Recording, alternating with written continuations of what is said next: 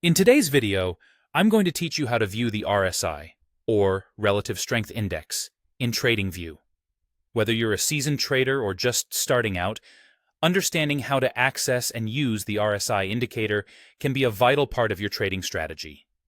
So, let's walk through the process together. First, you'll want to start by opening TradingView and accessing your chart. If you've got your chart ready, look towards the top toolbar, where you'll see a variety of icons. Among these, there is one that looks like a small beaker or a microscope, often referred to as the Indicators and Strategies icon. You can click on this icon to begin the process of adding indicators to your chart. Alternatively, for a quick shortcut, you can press the / key on your keyboard, which will open the same menu. Once the Indicators and Strategies menu is open, you'll observe a search box at the very top. Here's where you can type in the name of the indicator you're looking for. In our case today, you'll want to type RSI, or spell it out completely as Relative Strength Index. Upon typing either of these, a list of suggestions should appear below the search bar.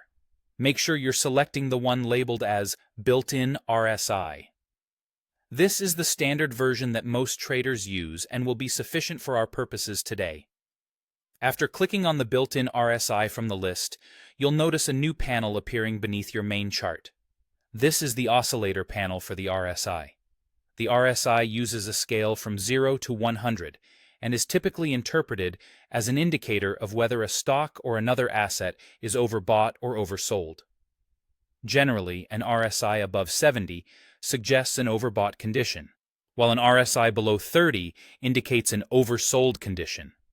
This can help you make informed decisions on when to buy or sell based on market trends. Remember, the RSI is just one of many tools available in TradingView to help guide your trading decisions. It's important to combine RSI readings with other analyses and market insights for more robust trading strategies.